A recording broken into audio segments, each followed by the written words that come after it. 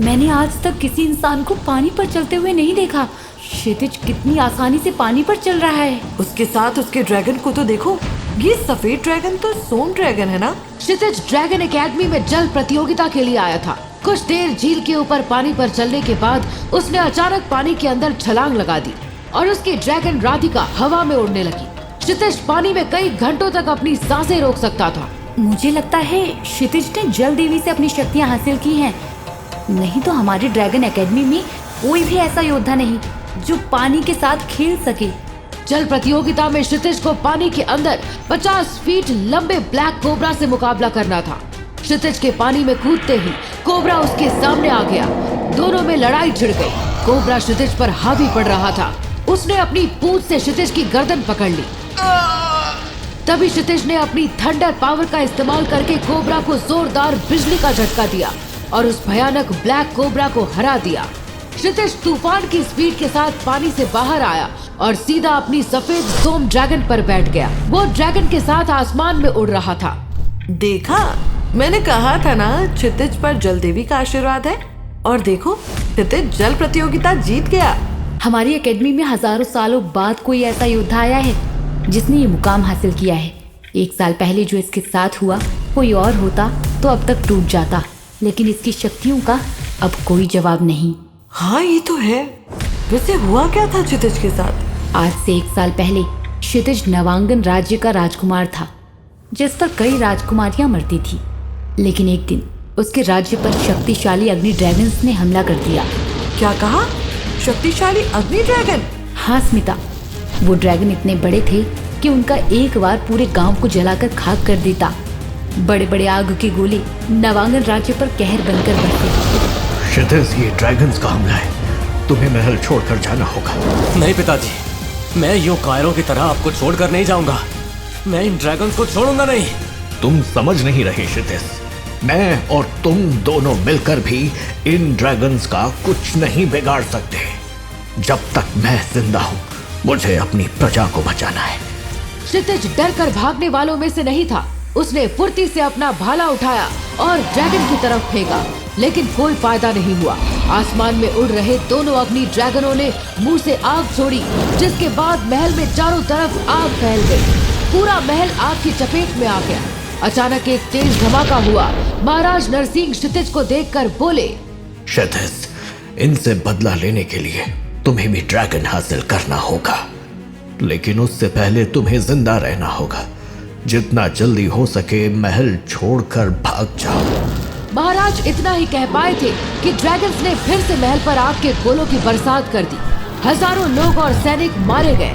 क्षितिज और महाराज एक दीवार के पीछे खड़े थे। तभी महाराज बोले, हमारे दुश्मन ये ड्रैगन नहीं, बल्कि वो है जिसने इन्हें हमला करने का आदेश दिया।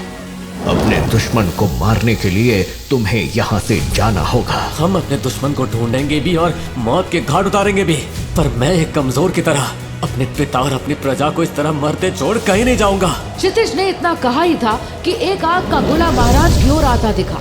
महाराज नरसिंह ने क्षितिज को धक्का देकर दूर कर दिया, लेकिन महाराज उस हमले से नहीं बच पाए। क्षितिज खुद को अपने पिता से दूर होता देख रहा था। वो जोर से चिल्लाया, पिताजी! क्षितिज ने अपनी आंखों के सामने अपनी बहनों और अपने माता पिता को मरते देखा। क्षितिज तो इतना शक्तिशाली है, तो उसने अपने परिवार और राज्य को क्यों नहीं बचाया? उसने कोशिश की थी। उसने अग्नि ड्रैगन्स पर कई हमले किए, लेकिन वो अग्नि ड्रैगन्स 100 लेवल की शक्ति वाले थे, जिनका मुकाबला करना नामुमकिन था। उन ड्रैगन्स के हमले से क्षितिज बुरी तरह घायल हो गया और उसकी शक्तियाँ 17वें लेवल से 0 पर आ गई। क्या सच में क्षितिज की शक्तियाँ 0 पर आ गई थी? इसे देखकर लगता तो नहीं। 0 पर पहुंचने के बाद उसने कड़ी मेहनत की। उसने अपनी बहन अमृता के साथ मिलकर अपनी शक्तियों को वापस पाने का सफर शुरू किया। क्षितिज को खुद एक सोम ड्रैगन ने अपना मालिक चुना और देखो, आज क्षितिज हमारे साथ ड्रैगन एकेडमी में है। क्षितिज सब कुछ हारने के बाद एक जाबाज योद्धा बनने के लिए खुद को आग में तपा रहा था। जल प्रतियोगिता जीतने के बाद अब उसे अगला लेवल पार करने के लिए 9वें लेवल के दिव्य पक्षी को पकड़ना था, जिसके लिए क्षितिज को जादुई जंगल में जाना था। क्षितिज की बड़ी बहन अमृता उसके पास आई। भाई, तुम जानते हो ना, जादुई जंगल में जाना कितना खतरनाक है। वहाँ जान का खतरा है। दीदी घबराओ मत। अपने परिवार के कातिलों को ढूंढने के लिए मैं हर खतरा उठाने को तैयार हूँ।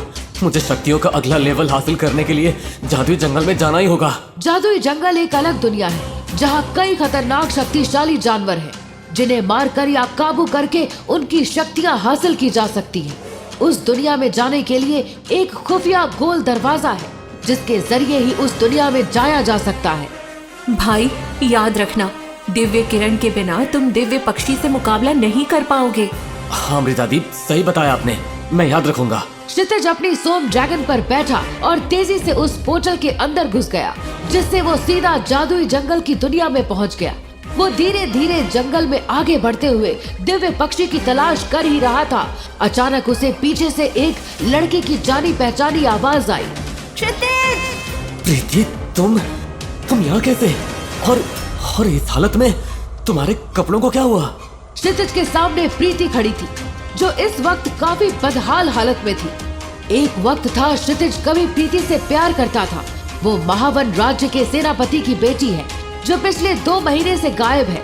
वो भागती हुई आई और क्षितिज के गले लग गई। मैं तुम्हें यहाँ देखकर बहुत खुश हूँ। पिछले 2 महीने से मैं यहाँ अटकी हुई हूँ। एक दिव्य पक्षी ने मुझे अपना गुलाम बना रखा है। मेरी इस हालत का जिम्मेदार वही दिव्य पक्षी है। दिव्य पक्षी की गुलाम?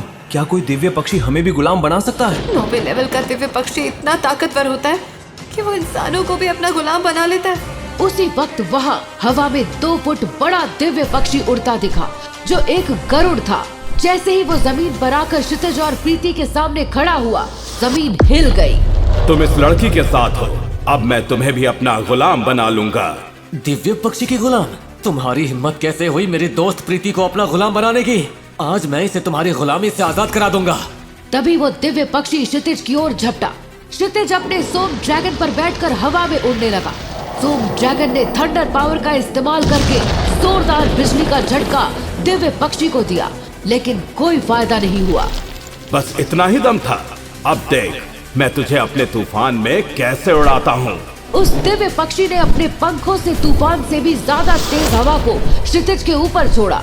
उस हमले में सोम ड्रैगन को तो कुछ नहीं हुआ, लेकिन क्षितिज आसमान से सीधा जमीन पर आकर गिरा। क्षितिज, जाने दो। तुम मेरे लिए इस दिव्य पक्षी को अपना दुश्मन मत बनाओ। ये बहुत ताकतवर है। तुम चले जाओ यहाँ से। प्रीति, मैं तुम्हें छोड़कर कहीं नहीं जा रहा। मैं तुम्हें यहाँ से लेकर ही जाऊंगा।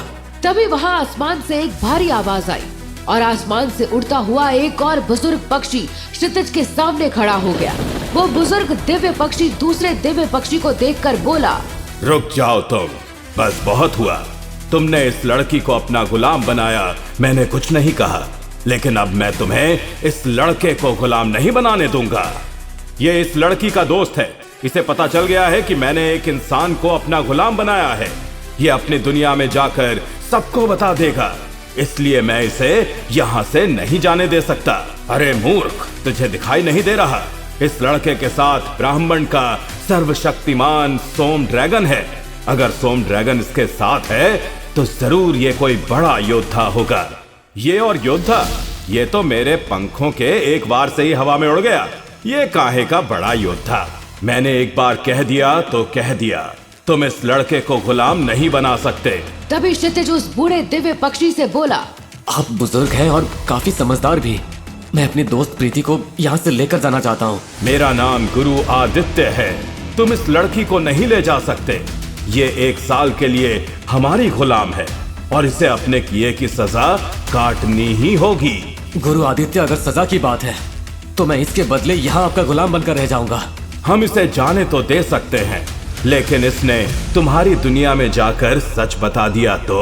मैं आपसे वादा करता हूँ ये कुछ नहीं बताएगी, और अगर किसी ने मुझसे पूछा तो मैं कह दूंगा कि मैं आपसे शिक्षा लेने के लिए यहाँ रुका हूँ। क्षितिज की समझदारी देखकर वो बुजुर्ग दिव्य पक्षी गुरु आदित्य काफी खुश हो गए।